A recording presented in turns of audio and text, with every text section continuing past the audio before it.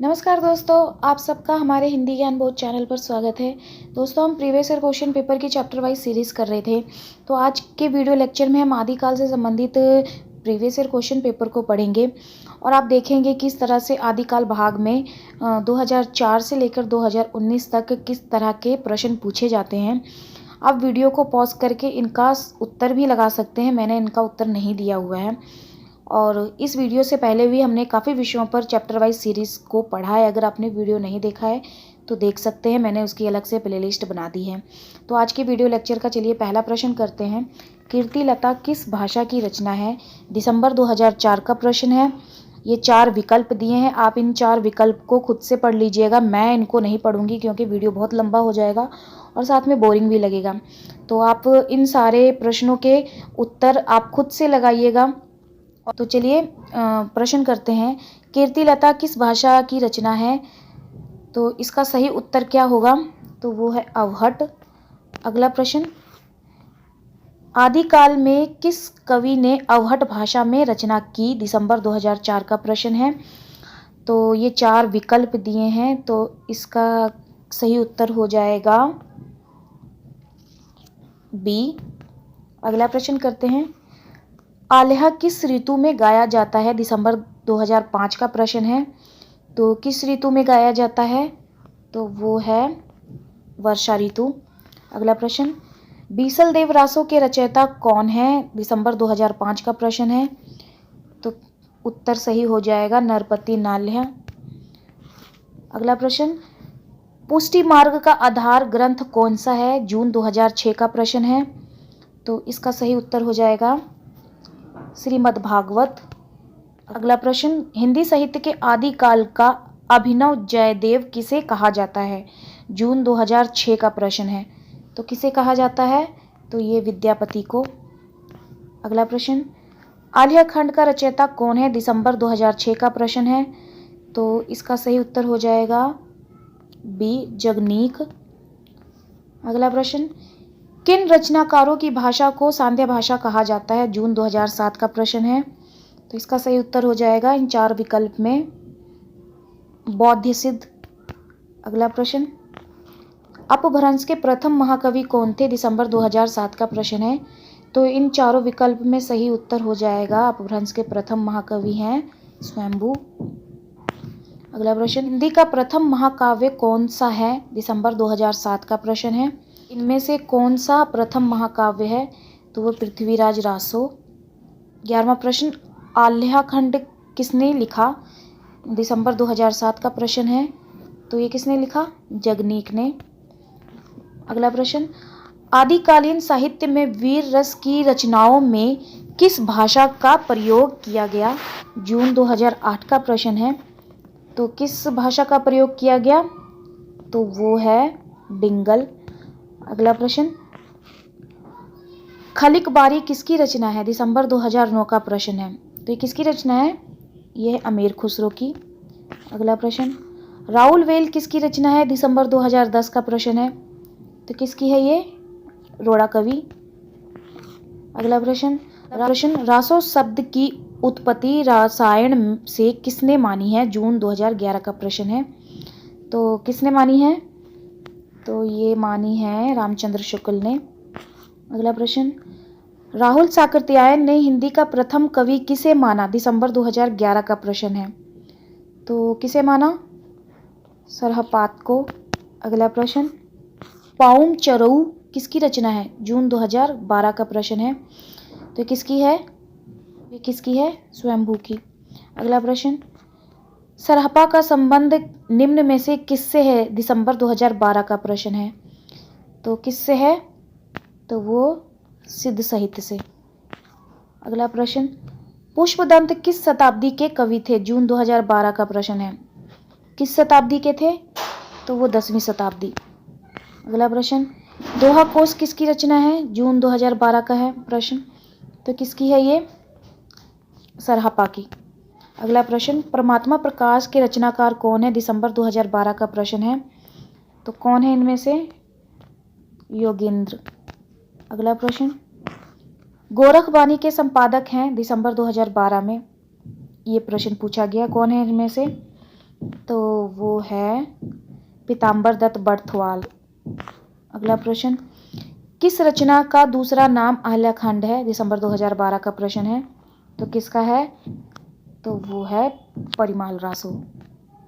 दोस्तों, अगर आप हमारे टेलीग्राम चैनल को ज्वाइन करना चाहते हैं तो मैंने डिस्क्रिप्शन में उसका लिंक दे रखा है, आप क्लिक होकर डायरेक्ट ज्वाइन हो सकते हैं। मैं वहाँ स्टडी मटेरियल उपलब्ध कराती हूँ। तो चलिए अगला प्रश्न करते हैं। जगनीक की रचना कही जाती है? जून 2013 का प्रश्न है। जगनीक की रचना किसे कही जाती है? तो वो परमाल रासो। अगला प्रश्न, उक्ति व्यक्ति प्रकरण के लेखक कौन है? दिसंबर 2013 का प्रश्न है। कौन है इनमें से? तो वो है दामोदर शर्मा। अगला प्रश्न, हिंदी काव्यधारा के संपादक, यहाँ पे सितंबर आ गया, दिसंबर का प्रश्न है ये। हिंदी काव्यधारा के संपादक कौन है? दिसंबर 2013 का प्रश्न है। तो कौन है इनमें से? राहुल साकृत्यायन। अगला प्रश्न, कुवलयामाला कथा के रचनाकार कौन है? दिसंबर 2013 का प्रश्न है। तो कौन है इनमें से? उद्योतन सूरी। अगला प्रश्न है, खुसरो की रचना खलिक बारी वस्तुतः है? दिसंबर 2013 का प्रश्न है। तो खुसरो की रचना खलिक बारी इनमें से वस्तुतः, तो इसका सही उत्तर हो जाएगा मुक्केरियों का संकलन, या कहन मुक्केरी नहीं आएगा, मुक्केरियों का संकलन आएगा। अगला प्रश्न, किस समीक्षक ने विद्यापति की पदावलियों को जीव और परमात्मा के संबंध का रूपक माना? दिसंबर 2013 का प्रश्न है। तो किसको माना? तो ये आनंद कुमार स्वामी को। अगला प्रश्न, रणमल छंद नामक काव्य किसने रचा? दिसंबर 2013 का प्रश्न है। तो किसने रचा? ये श्रीधर ने। अगला प्रश्न, जयदेव से प्रभावित विद्यापति की कौन सी रचना है? दिसंबर 2013 का प्रश्न है। तो कौन सी है जयदेव से प्रभावित? तो वो है पदावली। अगला प्रश्न, कुवलयामाला कथा के रचनाकार कौन है? जून 2014 का प्रश्न है। तो कौन है? तो वो है उद्योतन सूरी। अगला प्रश्न, बीसल देव रासो के रचनाकार? जून 2014 का प्रश्न है। तो कौन है इनमें से? तो वो है नरपतिनाल है। अगला प्रश्न, अधमाण की रचना कौन सी है? जून 2014 का प्रश्न है।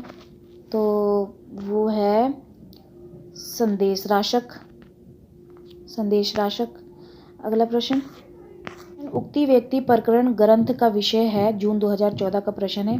तो क्या विषय है ये व्याकरण है। अगला प्रश्न, 8वीं शताब्दी के कवि नहीं हैं? जून 2014 का प्रश्न है। तो इनमें कौन नहीं है 8वीं शताब्दी के? तो वो हैं हेमचंद्र जी। अगला प्रश्न, मैथिली का प्राचीनतम उपलब्ध ग्रंथ? जून 2014 का। तो इनमें कौन सा है मैथिली का? तो वो है वर्ण रत्नाकर। अगला प्रश्न, बौद्ध ज्ञान और दोहा का संपादन किसने किया? जून 2014 का प्रश्न है। तो किसने किया? हरप्रसाद शास्त्री ने। अगला, दोहा या दूहा किस भाषा का लोकप्रिय छंद रहा? जून 2014 का प्रश्न है। तो किसका रहा? तो वो रहा अपभ्रंश का। अगला प्रश्न, पुष्पदंत की प्रबंध रचना है? दिसंबर 2014 का प्रश्न है। रण कुमार चरऊ। अगला प्रश्न, महापंडित राहुल साकृत्यायन ने इनमें से किस कवि को हिंदी का पहला कवि माना है? जून 2015 का प्रश्न है। तो किसे माना है? सरहपात को माना है। अगला प्रश्न, कबीर की अपेक्षा खुसरो का ध्यान बोलचाल की भाषा की ओर अधिक था, किसका कथन है? जून 2015 का प्रश्न है। तो ये किसका कथन था? ये रामचंद्र शुक्ल जी का कथन था। अगला प्रश्न, दोहा दूहा मूलतः किस भाषा का छंद है? दिसंबर 2015 का प्रश्न है। तो ये किसका छंद है?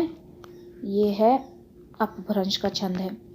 अगला प्रश्न, आध्यात्मिक रंग के चश्मे आजकल बहुत सस्ते हो गए हैं, आचार्य शुक्ल जी का यह कथन निम्नलिखित में से किस कवि के संबंध में है? तो जून 2015 का प्रश्न है। ये किस कवि के संबंध में है? तो ये है विद्यापति के संबंध में। अगला प्रश्न, मैथिली हिंदी में रचित गद्य की पहली पुस्तक कौन सी है? जून 2015 का प्रश्न है। तो कौन सी है मैथिली हिंदी में? तो वो है वर्ण रत्नाकर। अगला प्रश्न, राजमती इनमें से किस काव्य कृति की नायिका है? जून 2015 का प्रश्न है। तो किसकी नायिका है वो? बीसलदेव रासो। अगला प्रश्न, किस रासो काव्य की कथा का वर्णन शुक और शुकी के द्वारा किया गया? दिसंबर 2015 का प्रश्न है।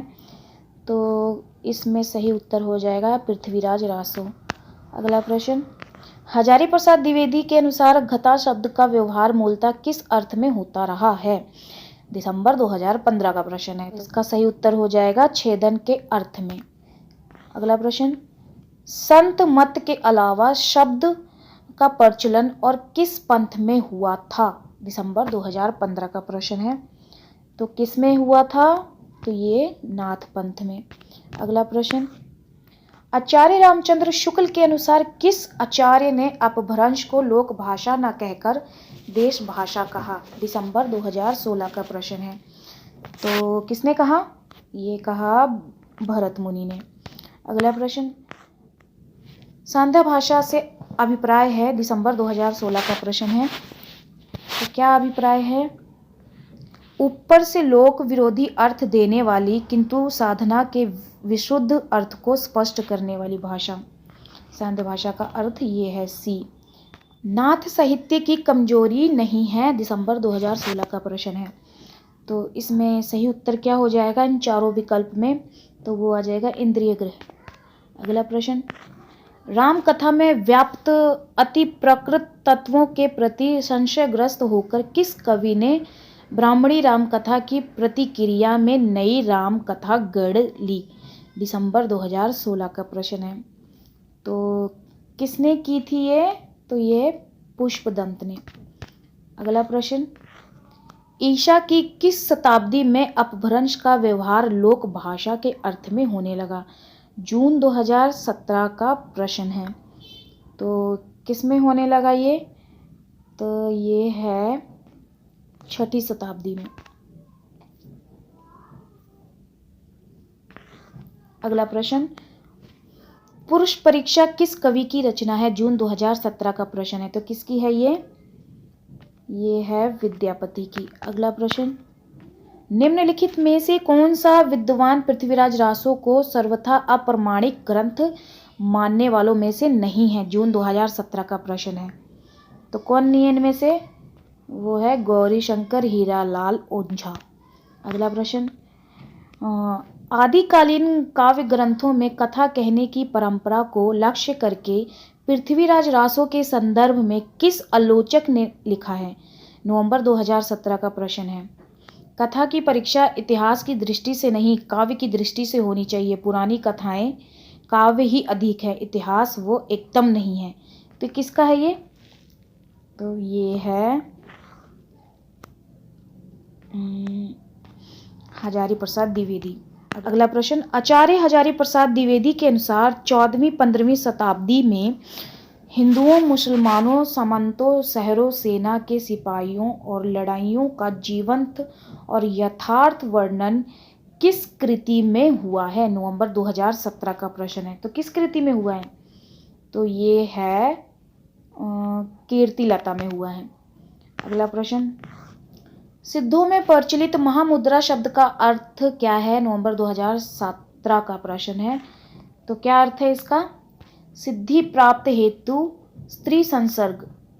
अगला प्रश्न, सिद्ध साहित्य के अंतर्गत 84 सिद्धों की वह साहित्यिक रचना आती है जो इनमें से ये 4 विकल्प दिए हैं। जून 2018 का प्रश्न है। तो इसका सही उत्तर हो जाएगा जो तत्कालीन लोक भाषा हिंदी में लिखी गई हैं, ये डीप। अगला प्रश्न, सिद्धों और योगियों की रचना का जीवन की स्वाभाविक अनुभूतियों और दशाओं से कोई संबंध नहीं है, अतः वह शुद्ध साहित्य के अंतर्गत नहीं आती है। विचार किसका है? तो ये विचार किसका है? ये विचार है ये विचार है रामचंद्र शुक्ल का। अगला प्रश्न करते हैं। अपभ्रंश के जो नमूने हमें पदों में मिलते हैं वे उस काव्य के हैं जो अपने पुरानेपन के कारण बोलने की भाषा से कुछ अलग बहुत दिनों तक आदिकाल के अंत क्या उसके पीछे तक पोथियों में चलती रही। उपयुक्त कथन किसका है? जून 2019 का।